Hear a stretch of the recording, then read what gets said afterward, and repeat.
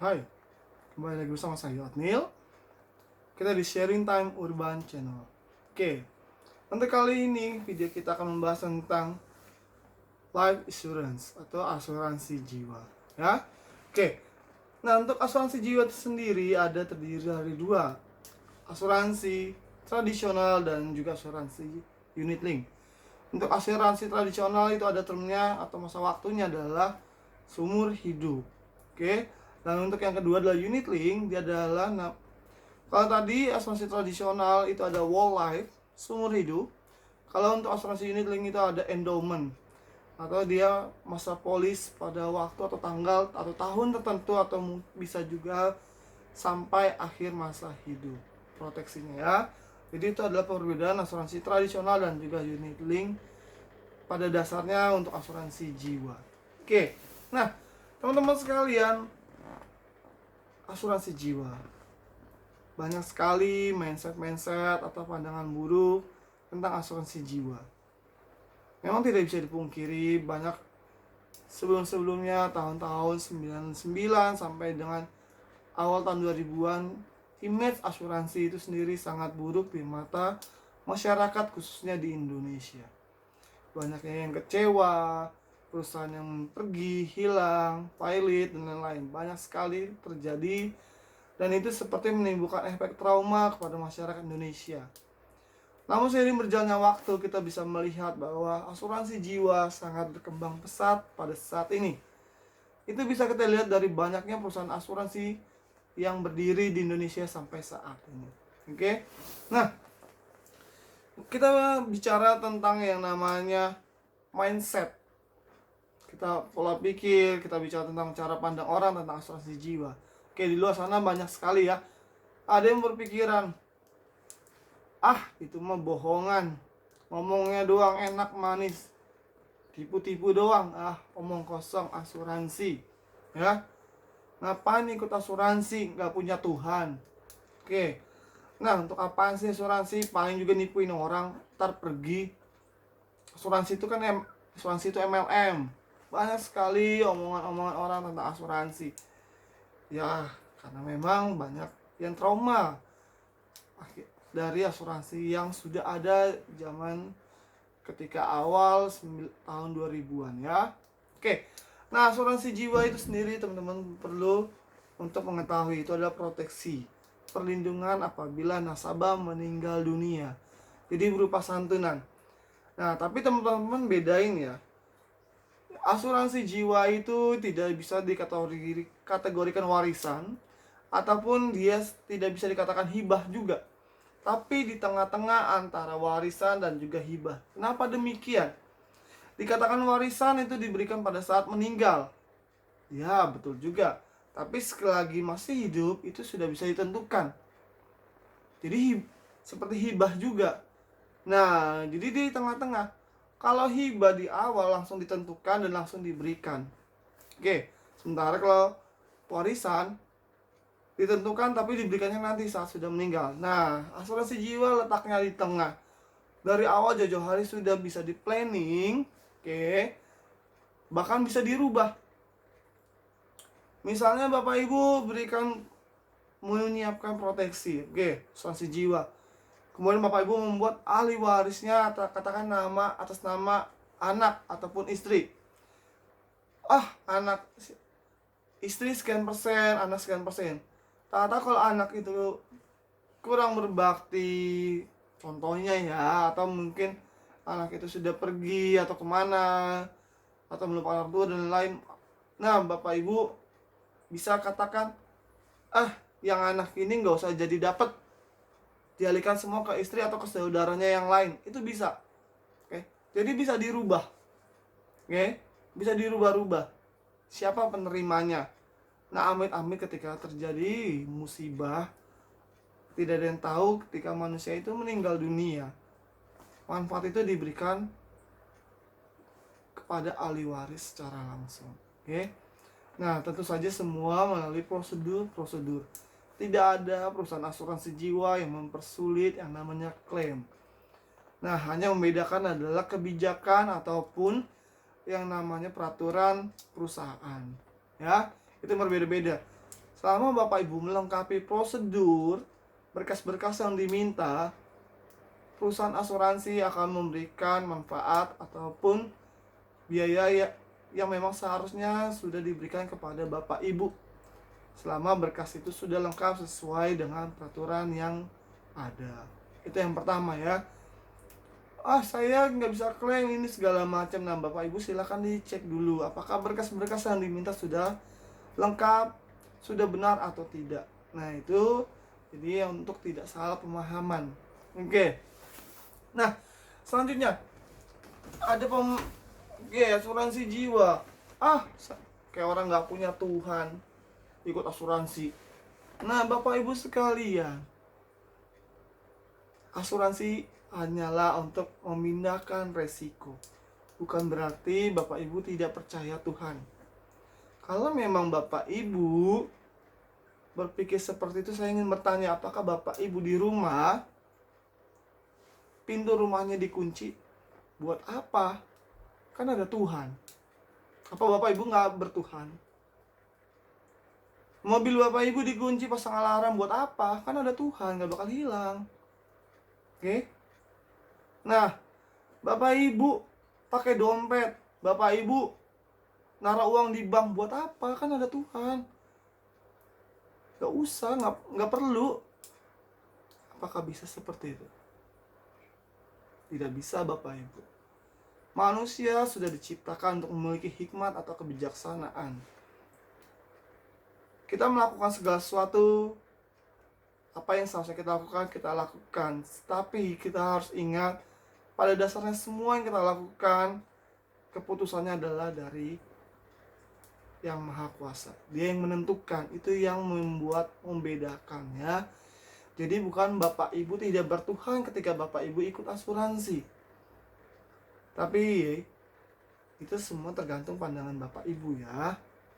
Oke. Nah, dengan Bapak Ibu ikut asuransi artinya Bapak Ibu ada ikhtiar, ada usaha. Bapak Ibu ada usaha, selebihnya ya tinggal Tuhan atau Yang Maha Kuasa yang menentukan. Ketika memang sudah waktunya Bapak Ibu dipanggil, kita nggak ada yang bisa menolak. Nah, tapi kita ada bisa memberikan sesuatu kepada ahli waris, anak ataupun istri kita untuk kehidupannya bisa terjaga. Jadi jangan sampai ketika orang tua meninggalkan hutang atau kehidupan anak istri Bapak Ibu yang jauh lebih buruk. Sudah kehilangan, ada lagi hutang-hutang harus dibayar, usaha harus jalan, sementara tidak ada lagi yang pencari nafkah utama. Oke.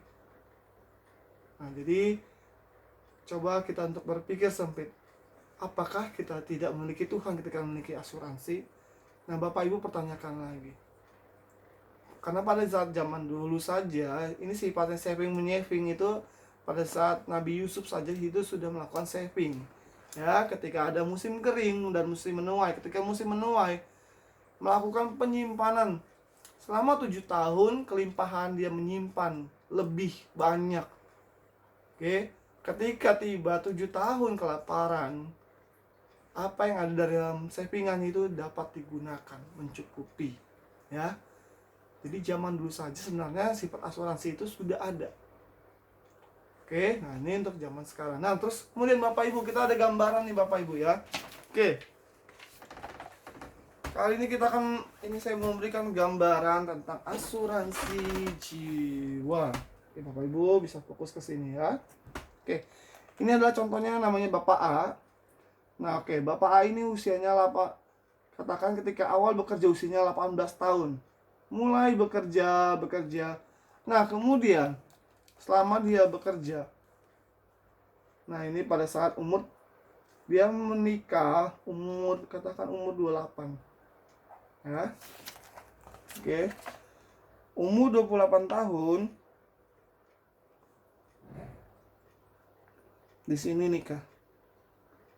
Ya. Umur 28 tahun menikah. Punya anak katakan umur 30 tahun. Di sini ada anak. Oke. Bapak Ibu, anak-anak dikatakan dia sudah siap mandiri, artinya dia sudah memiliki bekal yang cukup ketika dia berusia umur sudah 22 tahun.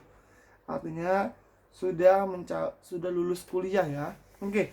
Kita gambarkan artinya dari 30 sampai 22, artinya sampai usia 52 tahun. Oke, di sini anaknya sudah wisuda ya.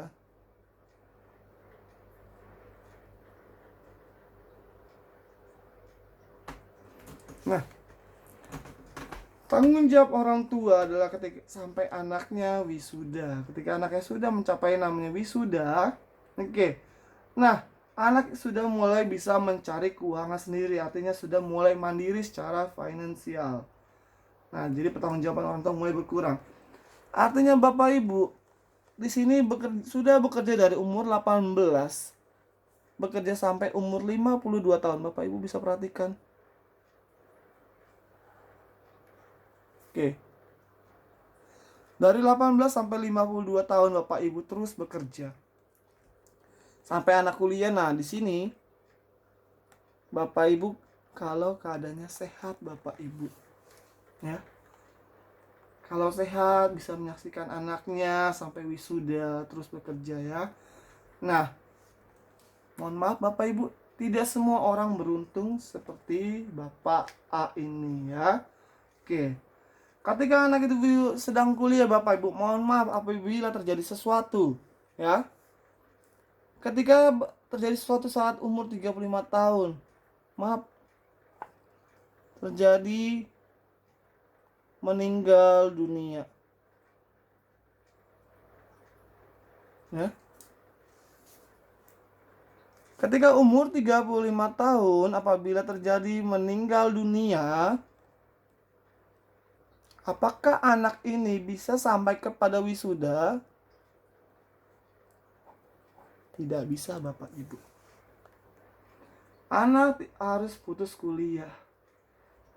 Kecuali mungkin memang istri Bapak Ibu juga, istri dari Bapak juga bekerja, masih aktif bekerja ya. Oke. Tapi kalau sampai Bapak hanya pencari nafkah tunggal dalam rumah, maka keuangan keluarga akan sangat terganggu. Kuliah anak bisa putus tengah jalan Bapak Ibu. Nah, dengan manfaat Bapak Ibu mengikuti asuransi jiwa, ketika Bapak masuk di usia 30 tahun mengikuti asuransi jiwa, di sini sudah ada saving Pak 900 juta. Ya. Oke. Amit-amit di tengah jalan umur 35 tadi Bapak A ini meninggal dunia, maka 900 juta ini bisa untuk mengcover yang namanya biaya-biaya hidup. Bisa digunakan oleh istri untuk melanjutkan hidup, mungkin dengan buka usaha dan lain-lain. Selebihnya bisa juga untuk sampai anak ini wisuda. Ya.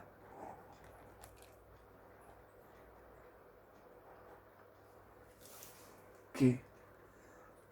Nah, ketika Bapak Ibu masuk asuransi ketika umur masih 30 tahun, mungkin asuransinya masih sekitar 400 sampai 600 ribu untuk asuransi jiwa. Oke, kalau Bapak Ibu nanti masuk ketika usia sudah 50 tahun, tentu saja biayanya jauh lebih besar Bapak Ibu. Jadi ketika selagi masih muda, mulai saving dari sekarang, sisihkan uang 15 atau 20 ribu dalam satu hari, itu sudah bisa untuk Bapak Ibu menyiapkan dana untuk biaya pendidikan, untuk kebutuhan keluarga ke depannya. Oke. Jadi bayangkan Bapak Ibu umurnya masih 28 tahun, Bapak Ibu udah punya saving 700 juta loh untuk investasi. Ya. Nah, ini kalau mungkin yang buat cewek-cewek misalnya mau nikah, punya calon, nggak ada salahnya bilangin, Mas, Bang, Kak, siapin dong, siapin untuk investasi. Kamu harus punya asuransi jiwa. Kalau ada apa-apa amit-amit, saya dan keluarga atau anak hidupnya tetap terjamin. Nggak perlu besar karena masih muda. Oke.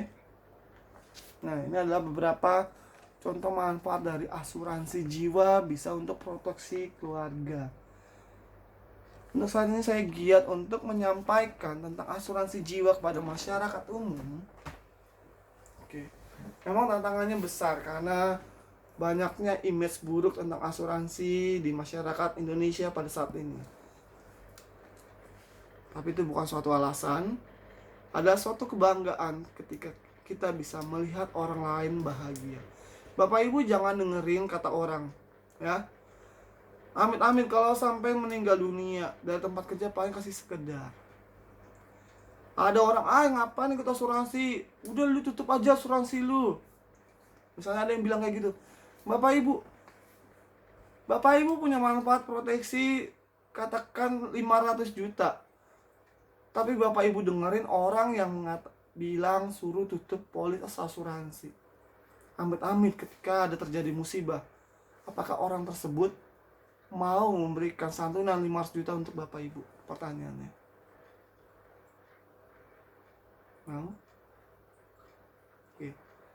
Jadi Bapak Ibu pikirkan pentingnya asuransi pada zaman saat ini untuk mengcover sifatnya memindahkan resiko, ya, memindahkan resiko kepada pihak lain ketika terjadi suatu musibah atau hal yang tidak menyenangkan. Maka Bapak Ibu bisa manfaat dari perusahaan tersebut. Oke. Nah, kemudian buat apa sih asuransi jiwa? Saya mendoakan orang tersebut meninggal. Oke. Nah, Bapak Ibu jangan salah paham ya. Justru ketika Bapak Ibu ikut asuransi, khususnya asuransi jiwa, justru para agen-agen atau perusahaan asuransi mendoakan Bapak Ibu sehat-sehat, panjang umur. Kenapa? Kalau Bapak Ibu lebih cepat meninggalnya, maka uang pertanggungan harus lebih cepat dikeluarkan. Uang masuknya belum seberapa, tapi sudah harus memberikan uang lebih dulu. Oke. Apakah di situ perusahaan asuransi merasa diuntungkan? Tidak. Tapi itulah yang namanya perpindahan resiko. Kita menyiapkan uang kita lebih dulu ketika terjadi sesuatu, perusahaan itu juga harus mau memberikan santunan seperti yang sudah dijanjikan sejak awal. Ya. Oke. Jadi tidak ada istilah mendoakan orang meninggal. Justru kita pengennya sehat-sehat. Kalau bisa jangan sakit. Kalau sakit harus ngurus klaim, meninggal juga harus ngurus klaim. Kalau sehat terus kan udah enak, ya. Jadi nggak perlu urus segala macem ya. Oke. Nah, mungkin ke depan misalnya teman-teman misalnya ada masalah klaim, ya. Mas, saya kok klaim ini nggak bisa ya? Kok saya ditolak klaim ini ya? Atau Mas, gimana sih cara untuk klaim ini? Ya, teman-teman ada yang pertanyaan soal asuransi atau ada masalah atau kendala, oke, nggak apa-apa, nanti boleh sampaikan ya, nanti di kolom komentar. Kira-kira teman-teman ini ada masalah asuransi, masalah klaim apa, oke, nanti sampaikan aja di situ, nanti kita akan kontak, saya akan bantu sebisa saya untuk penyelesaian masalah klaim teman-teman, atau mungkin teman-teman belum mengerti. Karena terus terang teman-teman, banyak sekali orang yang kecewa dengan asuransi. Kenapa? Dia tidak mengetahui apa yang dia beli dari polis itu sendiri. Cuman asal percaya kepada agen, oke? Mungkin karena saudara, teman dekat, sahabat, atau siapa orang-orang terdekat yang menjadi agennya. Jadi asal percaya aja. Tapi ketika ada masalah, kesulitan, dia nggak tahu, gue bisa klaim gak sih? Bahkan bisa-bisa mungkin lupa kalau dia punya asuransi. Itu yang menjadi masalah. Ketika sudah waktunya memang saat dibutuhkan, terjadi masalah karena dia tidak tahu apa yang dia miliki, nggak tahu proses klaim, nggak tahu segala macam, belum lagi agent yang tidak membantu, mungkin ada kesibukan ya, sehingga tidak bisa membantu untuk proses klaimnya, sulit dihubungi dan lain-lain. Nah, jadi untuk teman-teman sekalian, misalnya ada kendala soal asuransi, nggak apa-apa, boleh sampaikan di komentar. Saya akan bantu teman-teman. Mau di asuransi manapun saya akan coba bantu sebisa saya ya. Oke. Nah, Saya juga bisa bantu untuk review manfaat polis yang Bapak Ibu miliki. Apakah manfaat polis itu sudah sesuai dengan kebutuhan Bapak Ibu? Karena banyak sekali ketika saya sampaikan, saya cek dari polisnya tersebut, orang itu merasa, oh itu manfaatnya. Wah sebenarnya sih nggak perlu, saya perlunya ini. Jadi nggak sesuai dengan kebutuhan. Alhasil apa? Ketika Bapak Ibu membeli polis tidak sesuai dengan kebutuhan, Bapak Ibu membeli polis dengan Bapak Ibu tidak tahu manfaatnya, yang Bapak Ibu rasakan adalah sayang uangnya. Aduh, kok nggak jelas ya, setiap bulan saya harus bayar sekian-sekian ya. Bapak Ibu akan merasa sayang mengeluarkan duit. Karena Bapak Ibu tidak mengerti apa yang Bapak Ibu dapatkan dari uang yang Bapak Ibu keluarkan untuk membeli polis itu sendiri. Oke. Nah, jadi Bapak Ibu jangan sampai salah pemahaman tentang asuransi jiwa. Ya. Jadi orang ikut asuransi jiwa bukan berarti tidak bertuhan. Oke. Nah, Mas Otnil, saya sudah kaya. Mungkin ngaku gitu sih nggak ada ya. Cuman, saya udah ada kok buat keluarga, saya udah ada aset, udah ada ini. Buat apa lagi asuransi jiwa? Bapak Ibu, asuransi jiwa digunakan memang untuk menambahkan. Ya. Kalau Bapak Ibu sudah ada, bersyukur Bapak Ibu. Tapi dengan ikut asuransi jiwa, Bapak Ibu bisa menambahkan apa yang sudah ada dalam waktu yang lebih singkat. Bapak Ibu bekerja selama 30 tahun untuk menghasilkan 10 miliar katakan. Dengan Bapak Ibu ikut asuransi jiwa. Ketika Bapak Ibu sudah sign, ya, tanda tangan, kemudian mulai pembayaran, maka Bapak Ibu sudah bisa dapatkan manfaat sebesar 10 miliar juga, bahkan lebih, dalam waktu tidak perlu menunggu 30 tahun.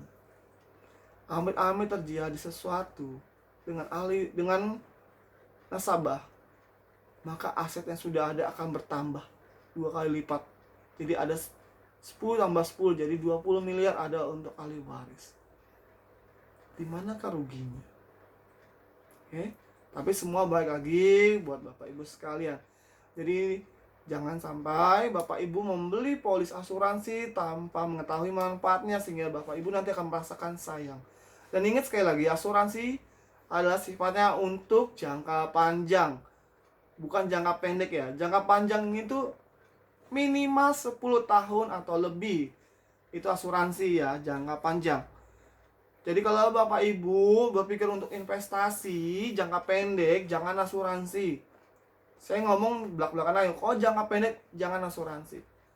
Udah main deposito aja, main emas, main dolar, kalau memang Bapak Ibu mau jangka pendek. Tapi kalau Bapak Ibu jangka panjang, asuransi adalah solusi dari investasi Bapak Ibu untuk jangka panjang. Oke? Jadi jangan takut untuk asuransi. Nah, Bapak Ibu sekali lagi, kalau suka dengan video ini silahkan like. Kalau ada pertanyaan, silahkan tuliskan di komentar. Atau mungkin Bapak Ibu ada butuh bantuan, tuliskan saja di komentar, nanti saya akan follow up. Oke? Nah, kalau Bapak Ibu merasa video ini tidak bermanfaat, tidak ada manfaat atau kurang bermanfaat atau tidak tertarik, silahkan Bapak Ibu boleh dislike ya. Terima kasih buat semua yang sudah nonton video ini dari awal sampai akhir. Oke, demikian dari saya, Otnil. Oke, sampai ketemu di video kita yang selanjutnya. Mungkin ke depan bisa kita bahas tentang perencanaan pensiun, atau penyiapan dana pendidikan anak, atau tentang hal lainnya lagi. Silakan Bapak Ibu kalau ada saran, atau Bapak Ibu ada permintaan, request, bisa tuliskan juga di komentar ya. Nanti kita akan coba untuk kita lihat, kita pertimbangkan untuk di video yang akan datang. Oke, sampai ketemu lagi di video kita yang akan datang. Terima kasih sudah menyaksikan channel Sharing Time Urban Channel bersama saya Otnil. Sampai jumpa.